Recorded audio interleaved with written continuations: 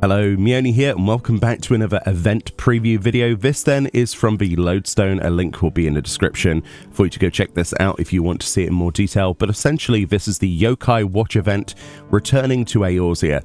This starts on the 24th of April, so next week, at 1 AM PDT. And this lasts until the release of 7.0, which is, of course, Dawn Trail. So if you wanted something to go and grind, this might be for you. First of all, though, before we get into the major details for new players, let me just remind people who have done this before what they're actually getting as well. There is one new item for people who have done this before. We'll come back to that in a second. And that is, of course, a Framer's Kit. So if you're tuning in going, what do I get? Essentially, if you've done all 17 Yokai, so got all the weapons and you've got all of the minions, you've befriended them all, got all of that done, you can go to the Gold Saucer, talk with Nohi at X5.2 Y6.9 to purchase a Yokai Watch Framers Kit. This will cost you Mandeville Gold Saucer points. They don't say how many in this, but essentially if you're interested in a Framers Kit that's going to be very difficult for me to zoom in and show you, but it looks pretty cool. The big highlights of that Framers Kit is obviously the Yokai Watch accent at the bottom right there.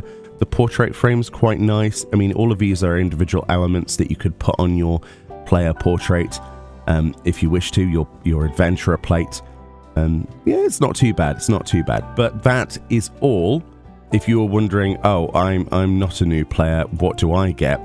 There you go. That's all that's new for you. There's no new mounts, and there's no new minions, and there's no new weapons. So if you were looking for one for any of the jobs that have been added since the last time, unfortunately not. So let's move on to this then for newer players. So essentially you go to Uldar, and that's where it starts with the Poor Healed Youth at X9.2 Y9.1, and you'll have the quest to actually start the Yokai Watch event. You'll actually get a Yokai Watch, which is a wrist slot item.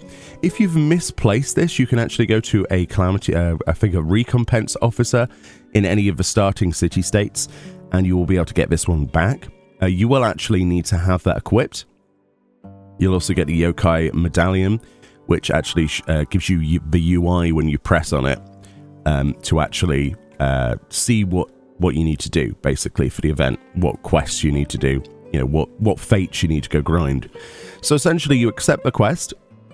You must be level 15, and you must have completed those quests there, either to go to the different city-states via airship, essentially that quest. Once you've done that, you go and you talk to the Wandering Executive in the Gold Saucer, who will be at X5.2 Y6.9.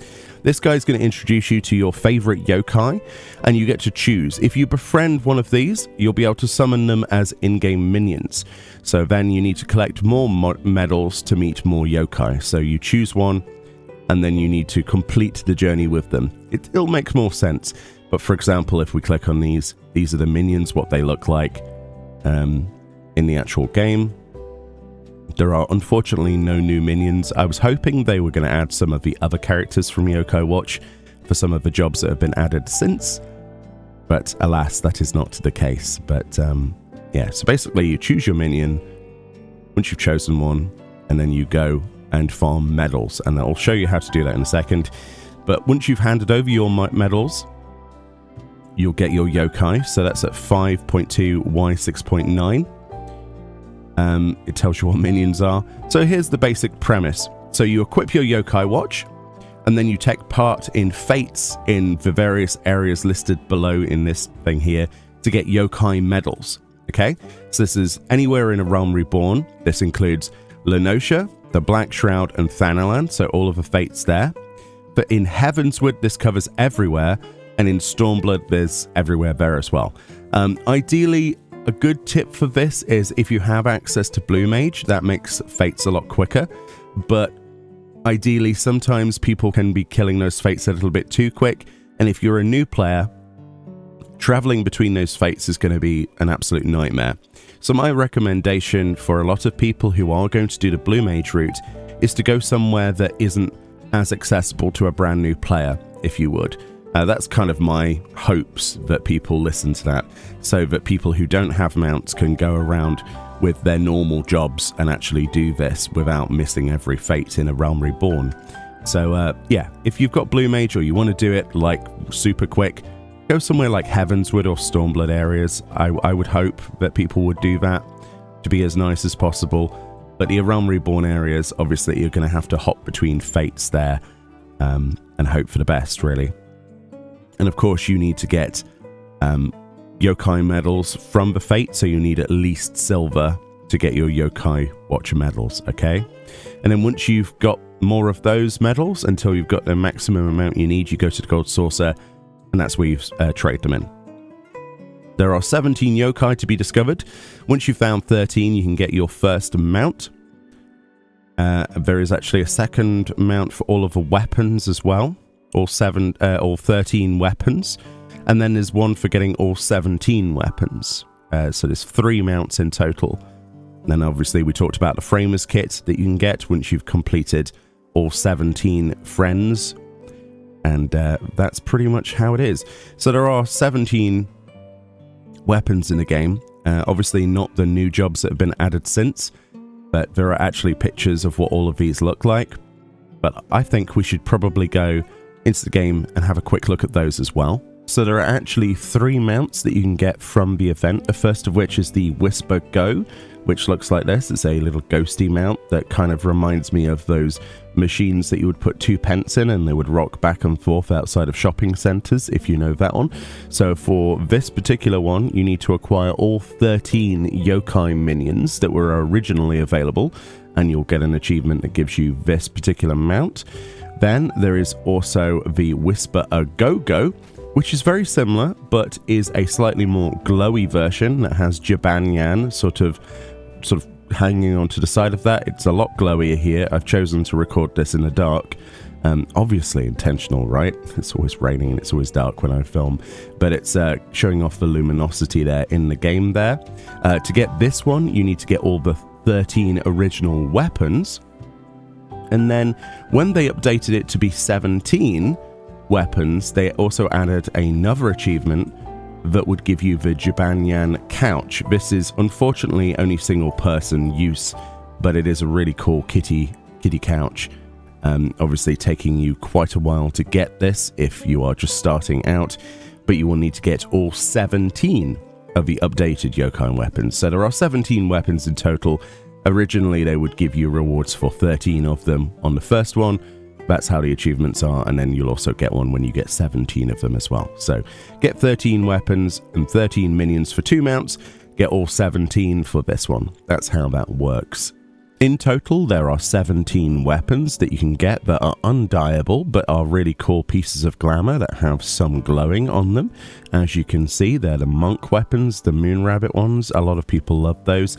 Unfortunately, they didn't upgrade the event for any of the new jobs that have been added since, so you will not be able to get those, unfortunately. But there are, as you can see, for the traditional 17 jobs, we have everything you can imagine. Now, obviously, some of these are going to be more usable than others because some people dislike the plastic nature of some of their appearance, and obviously matching things to this texture is going to be difficult, but it's really nice to have these items, and it's cool that there is as many as there is. I would have loved to have seen new ones, though, for the new jobs that have been added since the last Yokai Watch event, but I guess we're going to have to just live in hope that one day they actually come back and do that when this event presumably will return in the future. The samurai blade's gorgeous, by the way. Look at that scabbard. Awesome stuff. There's the rapier. Also looking pretty awesome. Like I say, some are going to be more your taste than others. They do vary in styles. So, yeah, very cool stuff. I might do a quick video looking at all of the weapons if people want an up-close and personal walk around, but those are pretty much all of the Yokai weapons in the game. And of course that means that we have 17 minions. As you can see here, we've got Jibanyan, Komo-san, Whisper, Lizaria, Kyubi. Kyubi is one of my favorites because of how big it is. Just to quickly show you, that is a huge fox. A fox spirit hovering there. We've got Komajiro, we've got Manjimut, we've got Noko, Vinoct, Shogunyan, We've got Hovernyan, Robonyan F-Type. We've got USA Pion. We've got Lorn Enma. We've got Lord Ananta. We've got Zazael. We've got Demona. And that's pretty much it. So, yeah, you get minions, you get mounts, you get weapons. It's a pretty awesome event, in my opinion. So, yeah, it's a really cool event. Essentially, there's lots of stuff that you can do. Just as another idea, if you want to go get the legendary medallions, if you wish to obtain Jibanyan's weapon, so this is for the weapons, you summon the minion and have that out. Then you participate in fates in the same areas whilst accompanied by that minion being out. And if you complete the fate with silver or gold rating with that minion out, you'll get Jibanyan medals, legendary ones. It says occasionally, it's not guaranteed, and that's how you get those, and that's how you get the currency for the weapons. But that's pretty much it. If you've ever wanted to have a proper grind event, this is definitely something that you can get your teeth stuck into. And if you're wondering how they were going to fill the gap between now and Dawntrail, this is pretty much it. And there's lots of other events coming soon as well. There's also a Make It Rain event coming soon, as well as a bunch of other things, such as the Dragon Quest crossover as well. Anyway, more videos on the way, and I'll see you all next time. Bye-bye.